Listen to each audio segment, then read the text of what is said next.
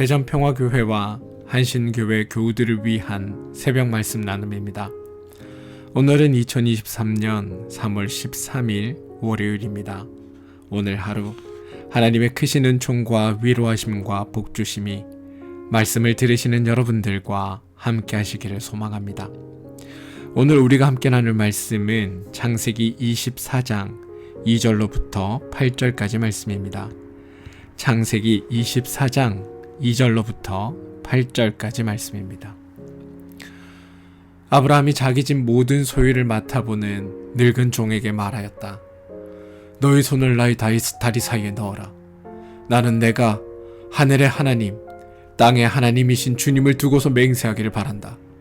너는 나의 아들의 아내가 될 여인을 내가 살고 있는 이곳 가나안 사람들의 딸에게서 찾지 말고 나의 고향, 나의 친척이 사는 곳으로 가서 거기에서 나의 아들 이삭의 아내가 될 사람을 찾겠다고 나에게 맹세하여라. 그 종이 아브라함에게 물었다. 며느님이 되실 여인이 저를 따라오지 않겠다고 거절하면 어떻게 해야 합니까? 제가 주인 어른님의 아드님을 데리고 주인께서 나오신 그 고향으로 가야 합니까? 아브라함이 그에게 말하였다. 절대로 나의 아들을 그리로 데리고 가지 말아라. 주 하늘의 하나님이 나를 나의 아버지 집, 내가 태어난 땅에서 떠나게 하시고 나에게 말씀하시며 나에게 맹세하여 이르시기를 내가 이 땅을 너의 씨에게 주겠다 하셨다. 그러니 주님께서 천사를 너희 앞에 보내셔서 거기에서 내 아들의 아내 될 사람을 데려올 수 있도록 도와주실 것이다. 그 여인이 너를 따라오려고 하지 않으면 너는 나에게 한 이 맹세에서 풀려난다. 다만 나의 아들을 그리로 데리고 가지만은 말아라. 창세기 24장 2절에서 8절까지 말씀입니다. 새번역 성경의 말씀으로 읽어드렸습니다. 샬롬. 어제 하루는 하나님의 은혜와 도우시는 하나님의 위로하심이 경험되어진 감격 있는 주일 되셨습니까? 여러분의 삶을 살피시고 위로하시는 하나님의 위로하심이 여러분 삶에 큰 힘이 되셨나요? 바라기는 오늘 하루 여러분을 돌보시고 복되게 하시는 하나님의 능력이 여러분의 삶에서 온전히 드러나고 경험되어지는 그런 은혜의 일들이 있게 되기를 소망합니다. 오늘 말씀은 24장 2절로부터 8절까지만 읽었지만 창세기 24장 전체를 가지고 여러분들과 함께 이야기를 나누고자 합니다. 그러니 시간이 되실 때 24장 전체를 한번 읽어보시기를 권해드립니다. 오늘의 이야기는 아브라함이 자기의 귀한 아들이었던 이삭께 결혼할 나이가 되자 믿을 만한 종이었던 엘리에셀을 통해 이삭의 혼인 상대를 찾는 일을 맡기는 이야기입니다. 그리고 며느리감인 리브가를 얻게 되었다는 내용을 배경으로 합니다. 물론 지금이야 결혼 정보 회사도 있고 결혼 상대를 찾을 수 있는 다양한 길들이 있긴 하지만 이 당시에는 그런 일들이 있을 리 만무합니다. 아브라함은 이웃들에게 수소문을 하거나 소개를 받아도 사실 될 것 같은데 굳이 떠나온 지 수십 년이 지난 고향 땅에서 며느리감을 찾겠다고 결심합니다. 사실 그곳에 가면 어떤 며느리감이 있는지도 또 어떤 여인을 만날 수 있을지도 아무런 확증이 없습니다. 그저 다른 말 없이 기꺼이 이곳까지만 따라와 준다면 하나님의 짝지어준 인연으로 삼겠다, 이게 아브라함의 요건의 전부였습니다. 그리고 아브라함의 종은 아브라함의 말대로 멀고 먼 아브라함의 고향인 하란 땅까지 찾아가서 마침내 그곳에서 그런 여인을 찾아내고 맙니다. 사실 오늘 이야기 속에 그 성경을 쓴 기자가 숨겨둔 몇 가지 재미난 장치들이 있습니다. 첫 번째인 아브라함의 종의 이름 엘리에셀. 이 엘리에셀이란 이름에는 하나님이 도우시는 자라는 뜻을 가지고 있습니다. 두 번째는 며느리를 찾기 위해 찾아갔던 고향 땅 나홀의 성에 있던 하란입니다. 이 두 가지 장치가 본문의 핵심을 이해하는 중요한 열쇠가 될 수 있습니다. 아브라함이 살고 있던 헤브론에서 하란까지는 한 800km가 넘는 먼 길이라고 합니다. 이런 여행길을 요즘처럼 생각하시는 분은 아무도 안 계실 겁니다. 예전 고려시대만 해도 이런 여정은 자칫 목숨을 장담할 수 없는 길이었다고 합니다. 게다가 지체하다, 낭비하다라는 뜻을 가진 하란이라는 지명처럼 정말 사실 이 길은 말 그대로 지나치게 터무니없고 낭비적인 일입니다. 게다가 아브라함의 약속의 땅인 가나안으로 향해 가던 여정이 멈추었던 곳도 바로 이곳 하란이었습니다. 이 정도면 살만하다, 이 정도면 안전하다라고 생각하고 안주하고 만족하다가 그의 아버지 데라를 잃었던 곳이 바로 하란이었던 겁니다. 하란은 아브라함에게는 실패의 상처가 고스란히 새겨진 장소였습니다. 하란은 그저 꺾여지고 실패하고 지체되어진 손해를 보는 장소로 기억되어 있다는 겁니다. 지우고 싶은 실패의 자리, 아무리 해도 이해할 수 없는 지우고만 싶은 시간들이 쌓여있는 그곳이 아브라함에게는 하란이었습니다. 그러나 이제 그는 자신의 소중한 아들의 배필을 구하는 중요한 일을 위해 다시금 하란을 찾습니다. 믿고 의지할 것 하나 없던 가나안에서의 그 수십 년 동안 걸음마다 자신을 지키시고 자신의 길을 예비하셨던 하나님의 경험이 쌓일수록 지나온 시간이 달라 보였나 봅니다. 아무리 기억해 보아도 한 번도 자신을 실망시킨 적이 없으셨던 하나님. 모리아 산에서도 이삭을 기필코 지켜주셨던 예전의 사건을 하나님을 향한 믿음의 이정표로 삼으며 살아왔던 삶이 아브라함의 삶이었습니다.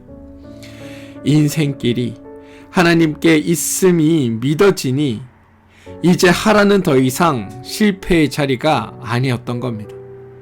그저 자신의 하나님이 되시고자 이곳까지 이끌고 오셨던 하나님의 여정에 불과하다라는 것을 아브라함은 깨달았습니다. 어느새 종을 떠나보내며 하나님의 천사가 너의 앞길을 인도하실 것이라고 말할 만큼 하나님을 향한 아브라함의 믿음은 깊고 단단해져 있다는 사실입니다. 아브라함이 믿음으로 축복했던 대로 하란을 찾아간 엘리에셀은 그곳에서 이삭의 베풀인 리브가를 만나게 됩니다. 재미난 것은 엘리에셀의 이름 뜻이 하나님이 도우시는 사람이었다는 겁니다. 그러고 보니 믿음으로 반응하는 걸음은 우리 모두 하나님이 도우시는 길이기도 합니다. 그뿐 아닙니다. 엘리에셀 역시도 하나님을 향한 믿음을 보여줍니다. 나흘의 성에 도착하고 나서 그는 물 길러 나오는 여인들에게 마실 물을 달라고 했을 때 낙타에게 먹일 물까지 건네주는 여인이 있다면 이를 하나님이 예비하신 신부감으로 믿겠다라는 터무니없는 기도를 드립니다. 이것은 아무렇게나 표징으로 삼고 하나님을 협박하겠다는 뜻이 아니었습니다. 혹여 정말 그런 여인이 나타난다고 해도 정작 우리의 기준에 터무니없는 사람일 수도 있습니다. 그러니 이 기도는 어떤 상황에서라기보다 하나님이 예비하시고 인도해 주실 분이 분명하기에 하나님께서 하시는 대로 믿겠다는 의지인 셈입니다. 그리고 리브가 역시 만만하지 않습니다. 읽은 말씀은 아니지만 58절을 보니 리브가는 비교적 덤덤하게 엘리에셀을 따라가겠다라고 결정하고 길을 따라 나섰습니다. 자신의 인생을 거는 일에 생명부지 처음 보는 이를 믿고 수백 킬로나 떨어진 곳을 향해 길을 따라 나설 사람이 사실 몇 명이나 될까요? 아무리 보아도 아브라함, 엘리에셀, 리브가 이들의 결정과 선택 방식은 합리적이지도 않고 무모하고 또한 현실적이지도 않아 보입니다. 그리고 우연이라고 말하기엔 너무하다 싶을 만큼 딱 들어맞는 상황이 억지스럽고 이질적으로 보이기까지 합니다. 그런데 여러분, 저는 오히려 여기서 한 가지 사실을 알 수 있었습니다.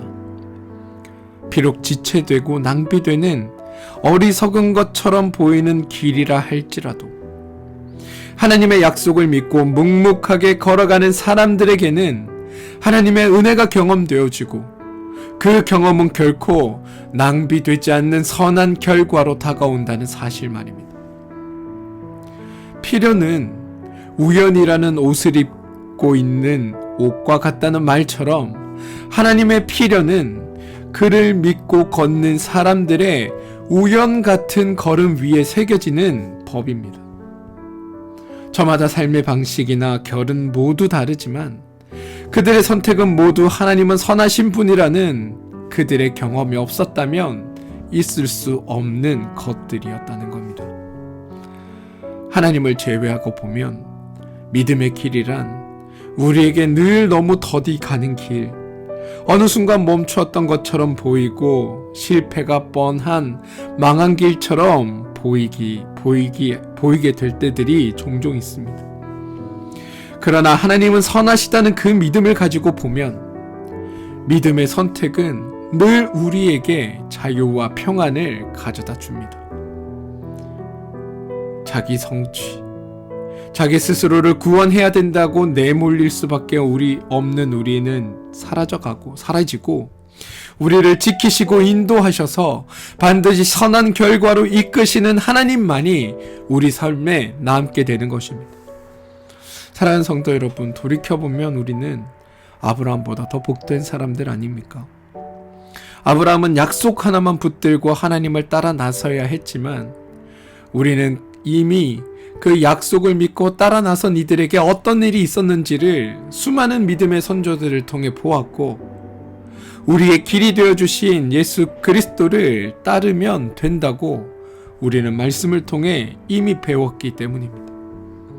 바울의 고백처럼 우리는 어떻게 해야 영혼의 쉼을 얻을 수 있을지 아무리 애를 쓰고 노력해도 스스로를 구원할 수 없는 사망의 덫에 갇혀있는 처량하고 안타까운 사람들이었습니다. 그런데 예수님께서 직접 우리의 삶의 길이 되어주셨으니 이제 그 길을 찾아 헤매지 않아도 된다. 이게 너무나 복된 일이라는 겁니다. 길을 알고 있고 더욱이 그 길이 분명하니 더 이상 불안해하거나 염려할 이유가 없다는 것. 저는 이 사실이 오늘 말씀을 듣는 여러분들에게 경험되어지기를 소망합니다. 이미 길이 있으니 이제 천천히 가도 되고 잠시 쉬었다 가도 괜찮습니다. 우리가 가는 이 길이 옳기에 이 길을 따라만 가면 그만입니다. 누구처럼 혹은 누구와 비교하지 않아도 됩니다. 저 사람이 저만큼 갔던, 그보다 훨씬 더 앞서갔던, 내가 가는 길이 옳으니 그냥 묵묵히 나의 길을 가면 되는 겁니다. 길의 존재의 목적은 목적지까지 인도하는 것에 있습니다. 예수 그리스도는 하나님이 우리에게 열어주신 생명의 길입니다. 구원을 위한 분명한 길입니다. 그러니 우리는 주어져 있는 이 길, 예수 그리스도를 따라가는 이 믿음의 길을 걸으면 됩니다. 하나님께서 우리에게 예비해 주시고 하나님이 직접 이끄시는 참되고 분명한 진리의 길, 우리는 그 길로 부름받은 자들이고 여러분이 걸으시는 그 삶의 여정은 바로 그 길을 향해 따라가는 길임을 잊지 마시고 선하신 하나님의 그 뜻을 믿으시고 오늘 하루도 하나님을 쫓아 살아가는 믿음의 삶이 여러분에게 있기를 소망합니다. 그러면 도우시는 하나님께서 여러분의 삶을 복되게 열어가 주실 것입니다. 이미 우리는 예수님 때문에 사망에서 생명으로 옮겨진 자들입니다. 부디 그것이 믿어져서 오늘 하루 여러분의 삶에서 할렐루야라는 그 환호와 찬양의 고백이 터져나오는 복된 삶 되시기를 주님의 이름으로 축원드리겠습니다. 함께 기도합니다. 하나님, 우리는 믿음의 길을 걸을 때 너무 더디고다고 다른 이들보다 늦은 것 같다고 하는 불평들이 우리 안에 넘칠 때가 많이 있습니다. 하지만 주님, 우리가 가는 길이 옳다는 것을 믿습니다. 주님께서 열어주신 길이기에 우리가 가는 길이 틀리지 않음을 고백합니다. 길이 끊어질까 염려하지 않게 하시고 하나님이 세우신 그 길이니 이 길은 폐기되어 사라지지 않는다는 그 사실에 우리가 집중하게 하옵소서. 또한 그 무엇도 주님과 함께 걷는 걸음을 멈추게 할 수 없음을 고백하게 하시고 오직 예수님을 믿는 그 믿음으로 누리는 쉼과 구원이 세상의 권세를 깨뜨릴 수 있음을 고백하며 살게 도와주옵소서. 오늘 하루 하나님께서 이끄시는 그 여정 위에 동참하게 하시고 주님과 함께 걸으며 할렐루야라고 주님을 찬양하는 일들이 있게 하여 주옵소서. 예수님의 이름으로 기도합니다. 아멘. 오늘 함께 중보하며 기도할 제목을 나누겠습니다. 첫 번째 기도는 우리 교우들 중에 몸과 마음의 힘듦으로 인해 어려움을 겪고 있는 교우들이 있습니다.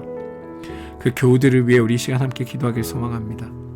하나님께서 찾아가 주셔서 그 교우들에게 생명이 되어주시고 그 교우들에게 기쁨이 되어주시고 그 교우들에게 소망이 되어주시옵소서.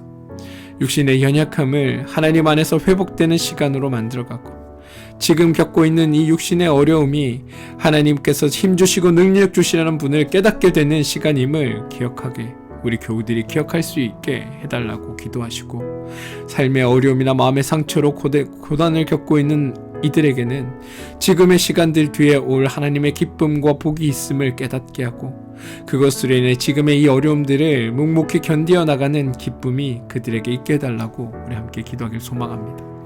자녀들을 위해 기도합시다. 자녀들의 삶의 주인 되신 하나님께서 우리의 자녀들을 복되고 아름다운 삶으로 이끌어 가시고 그들에게 참된 소망과 감사의 제목들이 되어주셔서 우리 자녀들의 삶이 하나님께 붙들린 삶을 살게 해달라고 여러분 기도해 주시기 바랍니다. 여러분 하시는 일과 사업체를 위해 기도하시기 바랍니다.